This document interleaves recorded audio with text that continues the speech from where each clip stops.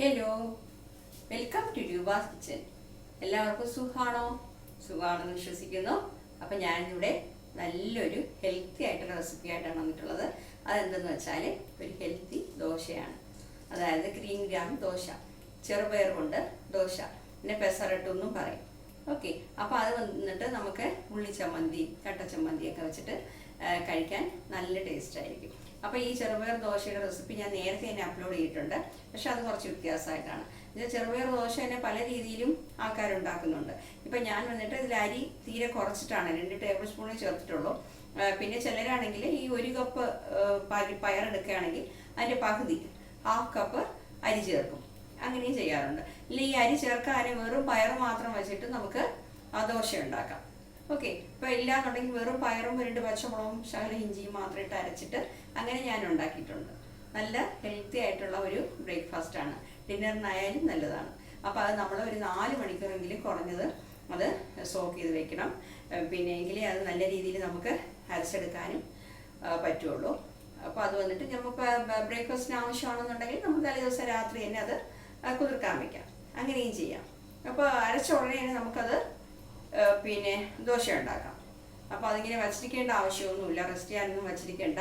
ഉടൻ തന്നെ നമുക്കത് ചെയ്തെടുക്കുകയും ചെയ്യാം. ഓക്കെ, അപ്പോൾ ഇതെല്ലാവരും ഒന്ന് ട്രൈ ചെയ്ത് നോക്കണം കേട്ടോ. നോക്കിയിട്ട് ഈ വീഡിയോ ഇഷ്ടപ്പെട്ടെങ്കിൽ ലൈക്ക് ചെയ്യാനും ഷെയർ ചെയ്യാനും അതുപോലെ തന്നെ കമൻറ്റ് ചെയ്യാനും സബ്സ്ക്രൈബ് ചെയ്യാനും മറന്നു പോകരുത്.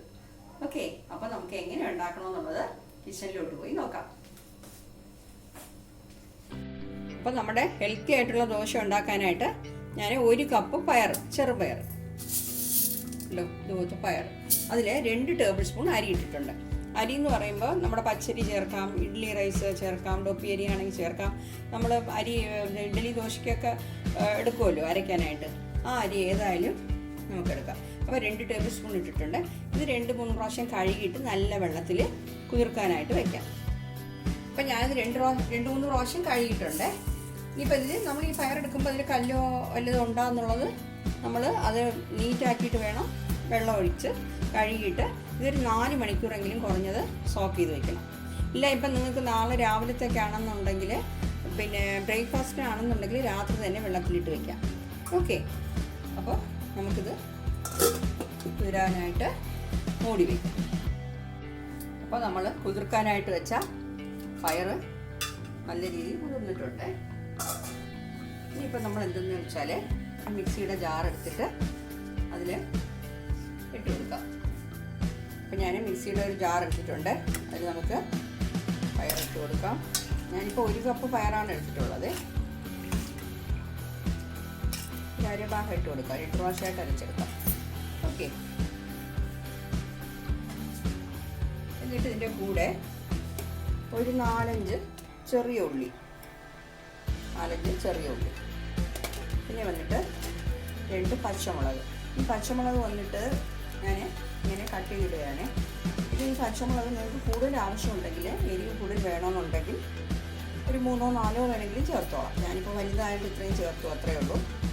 ഒരു 3-4 കറിവേപ്പില, ഒരു ചെറിയ കഷ്ണം ഇഞ്ചി വന്നിട്ട് നമുക്ക് കട്ട് ചെയ്ത് കൊടുക്കാം.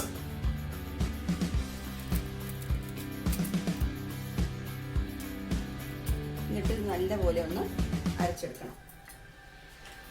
കുറച്ച് വെള്ളം ആവശ്യത്തിന് ചേർത്ത് നല്ലപോലെ അരച്ചെടുത്തിട്ട് വരാം. അപ്പോൾ ഇതിൻ്റെ കൂടെ നമുക്ക് ഒരു 1/4 ടീസ്പൂൺ ജീരകം കൂടെ ഇട്ട് കൊടുക്കാം.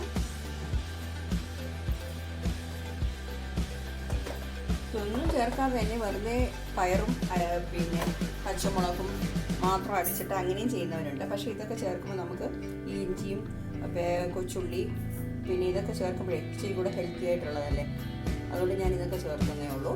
അപ്പോൾ നമുക്ക് അരച്ചെടുക്കാം.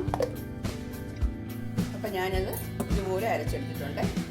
ശകലം വെള്ളം ചേർത്തിട്ട് നല്ല രീതിയിൽ നല്ല ഫൈൻ പേസ്റ്റായിട്ട് അരച്ചെടുക്കാം. ഓക്കെ, ഇനിയിപ്പോൾ നമുക്കിതിൽ ഉപ്പ് ചേർക്കാം. എരിവും ഉപ്പുമൊക്കെ നിങ്ങളുടെ ആവശ്യാനുസരണം ചേർത്തോണം.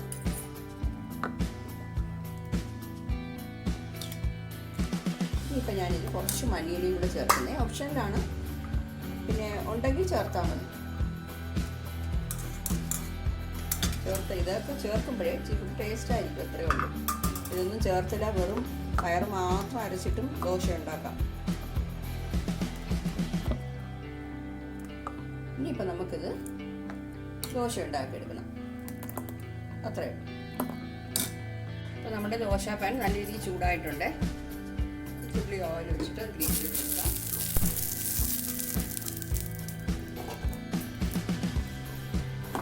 നമ്മൾ ആ പയറിൻ്റെ ബാറ്റർ ഉണ്ടല്ലോ, അതിൽ ശകലം വെള്ളം വേണമെങ്കിൽ ചേർത്തോളാം കേട്ടോ, ഈ പരത്താനുള്ള സൗകര്യത്തിന് വേണ്ടിയിട്ടേ. അപ്പോൾ നമുക്ക് തീരെ കട്ടിയായിരുന്നാൽ പിന്നെ നൈസായിട്ട് പരത്താൻ പറ്റത്തില്ല.